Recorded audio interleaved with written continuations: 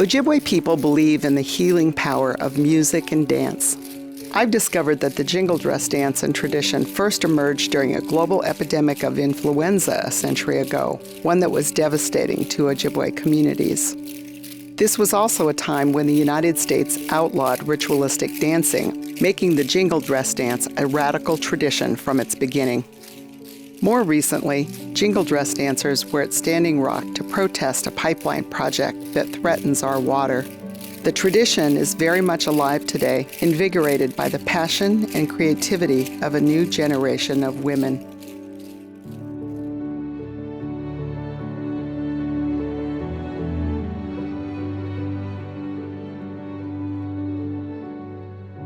I became interested in studying the jingle dress because my grandmother was a jingle dress dancer when I was growing up.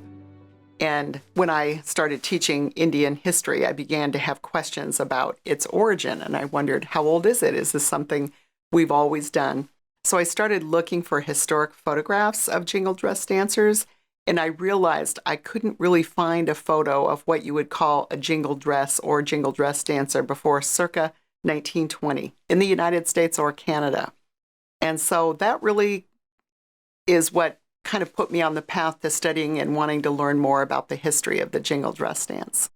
I think all Ojibwe people, and now many American Indian people across the United States, feel very connected to the jingle dress dance and tradition. I'm connected to it because of my grandmother. The tradition appeared to kind of skip a couple of generations. When I was a little girl, it was mostly performed by older women in the community. Something happened in the 1980s so that the tradition expanded beyond Ojibwe and Dakota communities. It became very popular. And now my daughter, who's a freshman at the University of Minnesota, is a jingle dress dancer, just like her great-grandmother.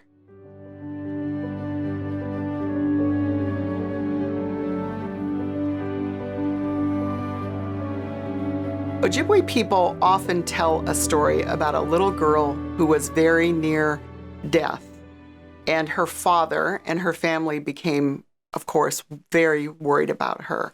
Her father had a dream, a vision about a special dress and dance. He made the dress for his daughter and taught her the steps. The way folks at Mille tell the story is that there was a drum ceremony taking place that weekend, and the father brought his sick daughter to the drum ceremony. She was sort of lying on the side, taking it easy because she was so ill. And then later on in the evening, they started playing these songs, and the little girl got up and began dancing. And by the end of the evening, she had recovered. Ojibwe people connect the jingle dress dance tradition to healing. And I should say that it's the dress, it's the dance, and it's also the songs. So I call it a tradition because it's more than just the dress itself. Ojibwe people believe in the healing power of music. And the jingles, Ojibwe people believe that spiritual power moves through air. And if you've ever been to a powwow and you've heard dozens of Ojibwe women dancing together in jingle dresses, it makes an incredible sound. And so the sound of the tinkling of jingle dresses is part of healing. But it is very much in line with how Ojibwe people view the world and how they view spiritual power. I started putting together the story of the jingle dress with the flu epidemic because of that story, because it was a very flu-like illness that it seemed that the girl had. And those of us, we've all had the flu. You feel like you're going to die, you're near death, you're not going to survive. And then you kind of turn a corner. And that's what that story sort of said to me as well. And so Ojibwe people still tell the story of the first jingle dress dancer who was a little girl.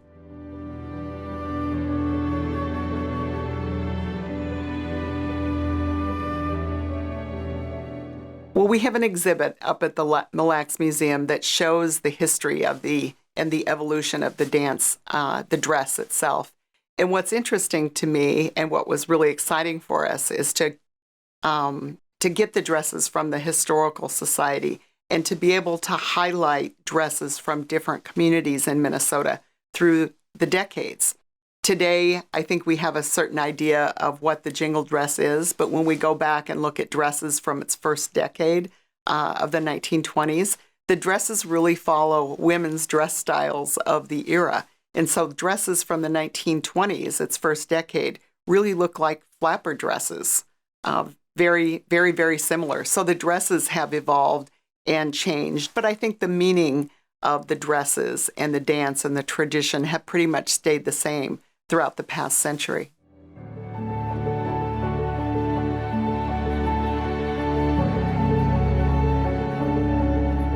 There's some very special stories probably behind every one of the dresses in the exhibition.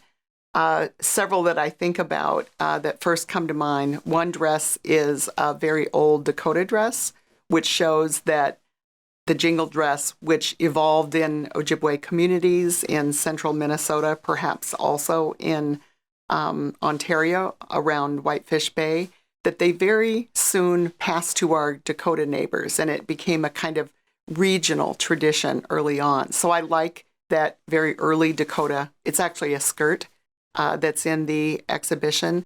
There were other dresses. It's almost like there are two exhibitions in a sense. One is the historical dresses behind the glass cases from the Historical Society. And there's another area where women from the communities here in Minnesota brought in their jingle dresses. One dresses that was very special is from Vanessa Northrup, who's from the Fond du Lac community in Minnesota. And she made her police uniform into a jingle dress. And that one is very popular in the exhibit. There's another dress in the exhibit that Lee Staples, who is also known as Obazan, who's a spiritual leader from central Minnesota, he asked us if we wanted his mother's dress in the exhibit. Lee himself is about in his 70s now. And so we said, of course, we'd love to have your mother's dress in the exhibit. There are a lot of stories about the jingles themselves, which folks tend to always think are made from Copenhagen snuff can lids, from tobacco can lids. And Obazan's mother's dress is made from old baking soda can lids. So when you turn them up and look inside, they're red. They're very pretty.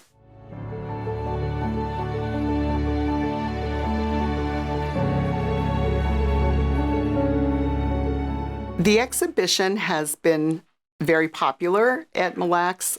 It's at the Mille Lacs Museum, and it will be there until October 2020. And the response has been really, really great from the community. When we first opened the exhibit in the spring, the community wanted to dance in the old dresses, as they put it. And so women came to the museum on Memorial Day weekend and danced throughout the museum. And we had almost like a mini powwow on the grounds of the museum that day. And they were very happy to be reconnected to these older historic dresses in the exhibit. So it's been great. And I also think it's educated a lot of non-Indian people about some of our cultural traditions. Many people, when they go to a powwow today, they look at Native people dancing and wearing their wonderful powwow attire, and they think they're seeing something ancient. Now, aspects of powwows can be very old, but the jingle dress is really about modernity. Native people are always seen as historic people rather than contemporary people. And I think what the jingle dress expresses is how Native people are part of the making of the modern world and how they are also influenced by World War I or the big flu pandemic, like other people were who were alive in the early 20th century.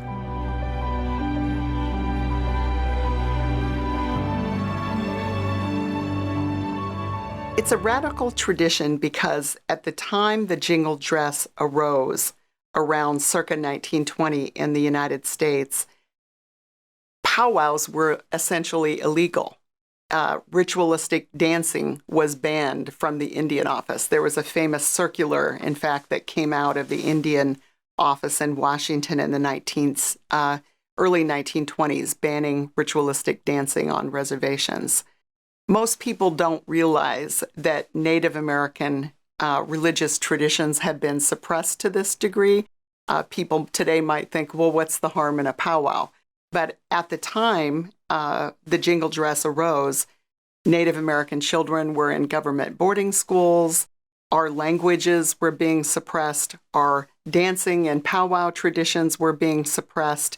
And it was all part of the assimilation movement. Native people were not supposed to be Native people anymore, or practice our traditions, or even speak our language. And so this is the atmosphere in which this new tradition began. So when it's been used in popular protest movements of the last few years, Idle No More in Canada, the Standing Rock protests against the pipeline project in the Midwest, to me, it's not something new. It's always been part of the jingle dress dance tradition.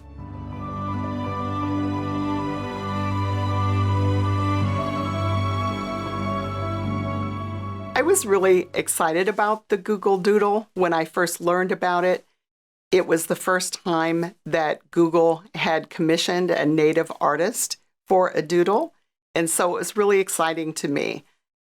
When it appeared, I couldn't help but think of my grandmother, because this was something that I'd known about all my life, and I'd learned about it from her, Jeanette Aganash, who lived in Red Bee, Minnesota on the Red Lake Reservation. And it was such a small regional tradition. And now everybody who Googles was going to know a little bit, or at least see the jingle dress dance. In the whole US and Canada, that was really remarkable to me.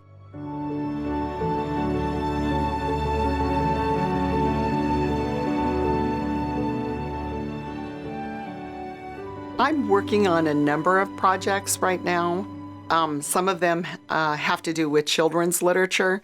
I wrote a book that just came out a year ago called Bow Wow Powwow, which is about a little girl and her dog, and about traditions of the powwow. It's a bilingual book in Ojibwe as well as in English. I'm working on a second children's book about baseball and names and the power of names, and so that's another project. But just today, I was writing a grant application about my next research project.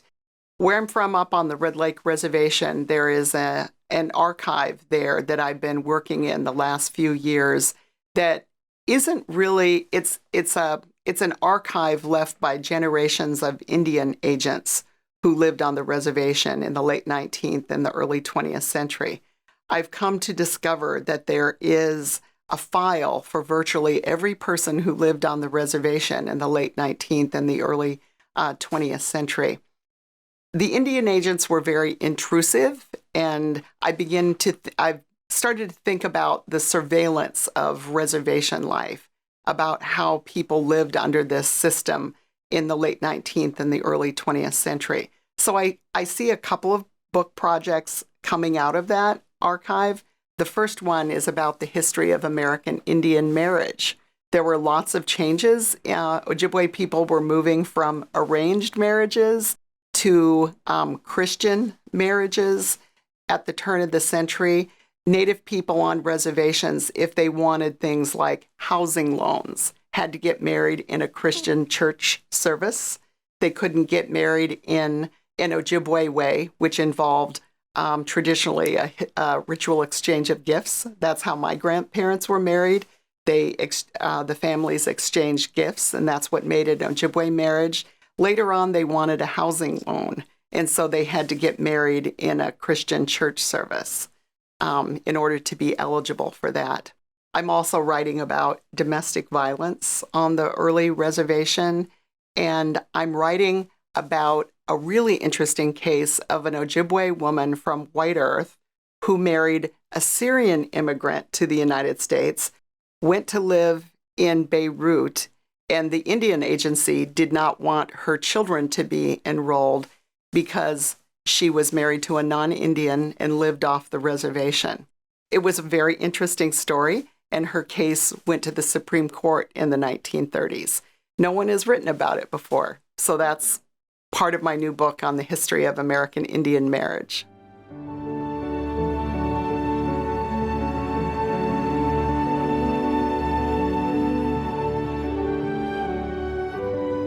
I start out with many different questions, so it would be hard to narrow it down to just one question.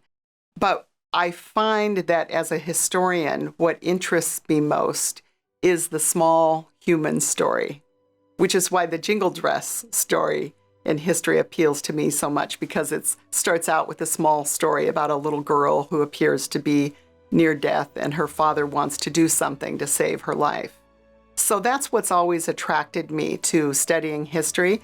And it's not really until I see the small stories on the ground, jingle dress dancers at Mille and so forth, that I ever get to the big picture of what were American Indian people doing during World War I or during the flu epidemic. And that's pretty much, I used to think something was wrong with me because in graduate school, everybody seemed to have the big questions. And I was always looking at these sort of little human stories. But that's what attracts me to the study of history, is the small human story.